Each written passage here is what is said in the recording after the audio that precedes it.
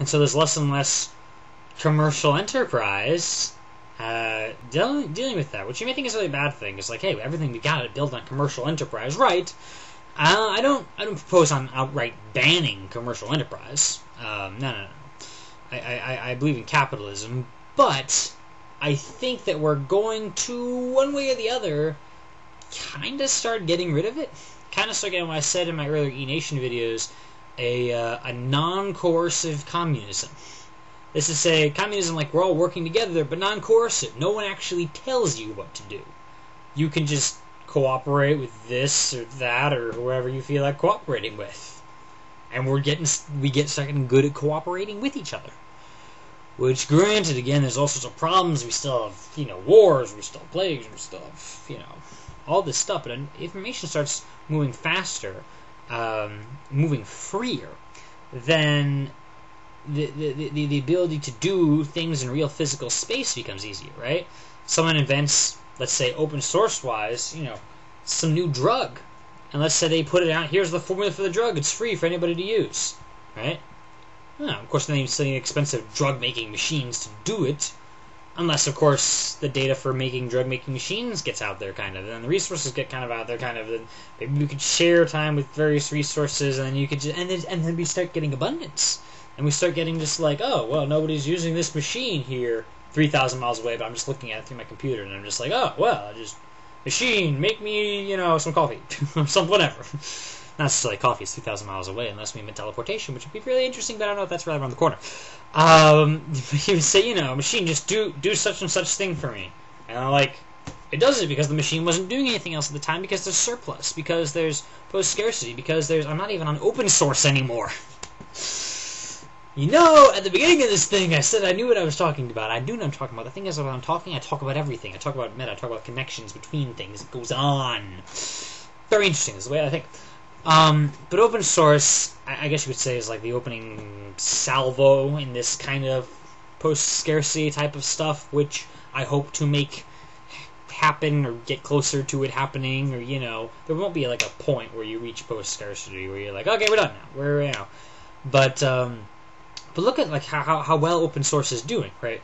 Now you have to realize that in computer software and a lot of other things, the potential for increase in quality is pretty closely tied to its popularity. That is to say, a company that's got some really popular piece of software makes a lot of money off of that software, and if it's popular, they want to keep improving it, so they put a lot of money back into that software to make it better. Right? Big thing being Windows. Microsoft Windows has some 95% of the market or whatever, and they put jillions of people working in a non-open source fashion on Windows to make it better. And after 5 years, we went from XP to Vista, and that was kind of a disappointment. See my other video on that.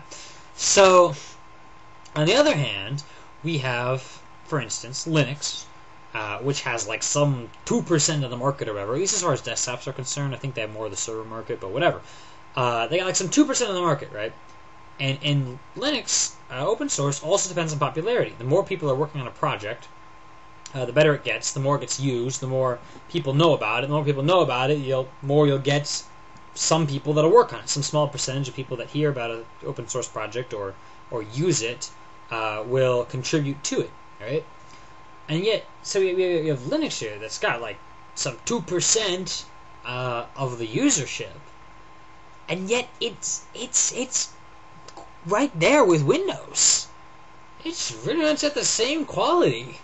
I mean, you can find a few flaws in Linux, but you can find a few flaws in Windows too. They kind of complement each other. I mean, you look at Ubuntu, and wow, we're right up there in quality. We got almost everything down. All we need now is some people to support us and get some device drivers and stuff. Of course, there's incredible inertia to overcome. That's Windows' biggest thing, is inertia. Everyone uses Windows, everyone makes programs for Windows, so everybody makes, they just buy Windows because that's what the programs are, and that's why they continue making the programs for Windows in the first place. And it keeps its stuff going that way. But then this is software, this is information, we can mess around with these things. We can make, for instance, OpenOffice is the open source version of Word. And it does everything Word can do, including reading Word documents. I don't really think that Word can read OpenOffice documents, but OpenOffice can read Word documents. and like Excel documents and stuff. That happened to me once. I got this Excel spreadsheet and I couldn't open it in Windows. Like I got this, it was emailed to me and like, oh, I should boot in Windows. I went back and I booted and I clicked on the thing and it's like, oh no, you don't have Excel. I'm like, oh crap, and I went back to Ubuntu and just for curiosity I clicked on it and it opened. I think it's more capable than Microsoft is. So we start making like a clone program which does all the same things, or you can do emulation, where you can just run the whole operating system in a little box inside a Linux environment, or you can do compatibility layers like they have with the Wine project, which allows you to run Windows programs on your Linux. And granted, all these things have problems with them, but they get better. And they get better and with like this many people on them, With this, like, how many more geeks do you suppose? I mean, granted, Linux is kind of more of a magnet for geeks these days than Microsoft, at least per capita, simply because the geeks can work on it more and, they can do something of interest. But still, they got, like, just this little sliver of the desktop users, and even with that... there's enough people interested to make it as good as Windows.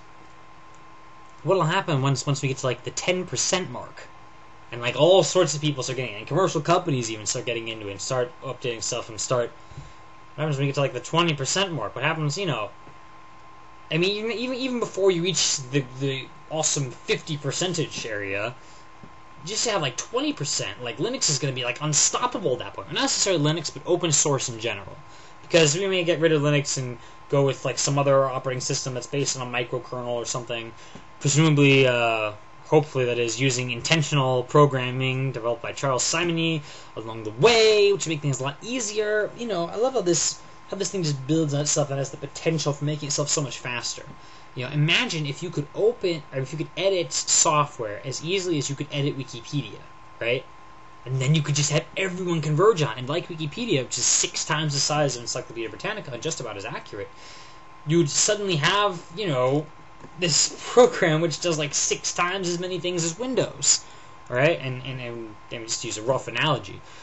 If everyone could participate in it, anybody could just walking through a program, just running the thing and there's a bug, and you could just somehow click on some interface and be like, there's a bug, and then like... and you fix it somehow, and it like automatically uploads, and that like cross uploads all these things, and it's like a BitTorrent style thing, so it's everywhere and it's unstoppable and it's